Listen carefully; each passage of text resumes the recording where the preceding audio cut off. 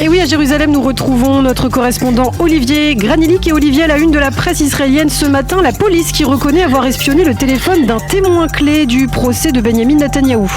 Oui, c'est en tout cas le titre sur 5 colonnes à la une du Yediot Aharonot ce matin. La police reconnaît avoir utilisé un logiciel d'espionnage pour écouter les conversations et lire les SMS de Shlomo Fiber, un des témoins principaux du procès de l'ancien Premier ministre. Les avocats de Benjamin Netanyahou demandent de révéler quelles sont les informations qui ont été découvertes par la police grâce à ce logiciel. Et selon Amit Segal, ces révélations pourraient être déterminantes pour la suite du procès.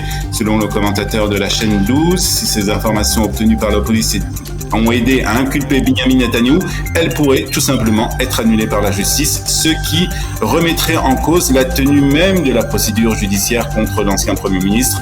De son côté, le bureau du procureur de l'État a annoncé qu'une enquête sera ouverte, c'est ce qu'ajoute ce matin le Maariv. Et puis ce matin, la presse israélienne salue aussi l'élimination par les États-Unis d'un des chefs de l'État islamique. Oui, c'est le Israël Hayom qui n'hésite pas à déclarer que le monde est plus sûr aujourd'hui, citant le Premier ministre israélien et le président américain.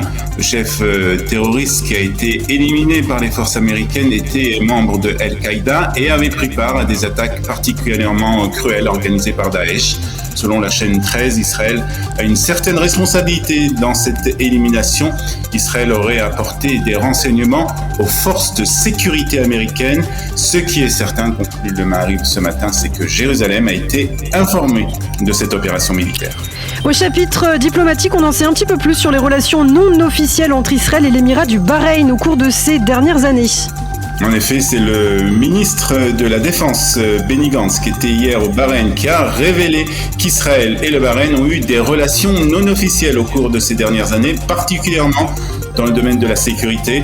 Mais hier, la rencontre entre le ministre israélien de la Défense et les dirigeants bahreïniens n'avait rien de secret, bien au contraire. Je remercie le roi de m'avoir si chaleureusement accueilli, d'avoir rendu public ma visite, déclare ce matin le ministre de la Défense. Au Yediot Aharonot, Israël et le Bahreïn ont signé un protocole d'accord dans le domaine de la sécurité, ce qui fait titrer le Yediot Aharonot ce matin, Ensemble contre Téhéran. C'est le chiffre que l'on peut lire par ailleurs dans tous les quotidiens ce matin, 9000 le nombre d'Israéliens qui sont décédés du coronavirus depuis le début de la pandémie.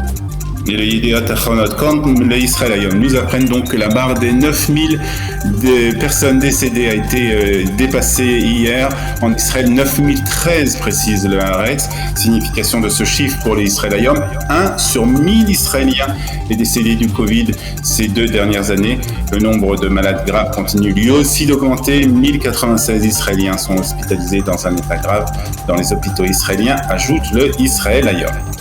L'apaisement après la colère, après une série de protestations cette semaine, une grande marque de l'alimentation israélienne annule sa hausse des prix.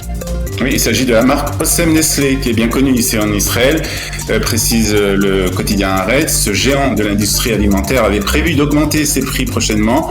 Le dirigeant de Osem a précisé que cette annulation a été décidée malgré la hausse des coûts de production et d'exploitation. La gestion du coût de la vie en Israël ne repose pas uniquement sur les épaules de l'industrie alimentaire. Le pays a besoin d'une industrie alimentaire forte et innovante. C'est ce qu'a déclaré le dirigeant de la société Osem Nestlé. Le Yediot Aharonot ajoute, lui, que plusieurs autres entreprises dans le domaine alimentaire ont annoncé aussi vouloir annuler leur hausse des prix.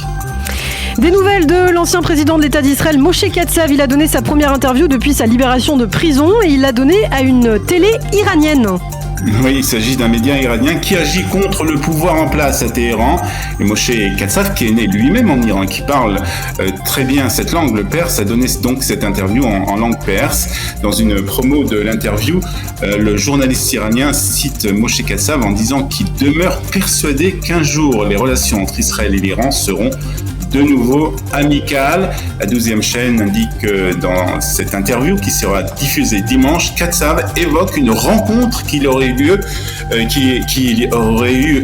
donc au temps de la présidence du président Katsav avec le président iranien Mohammad Khatami, décrivant une poignée de main et une discussion au sujet de la ville de Yazd où Moshe Katsav est né.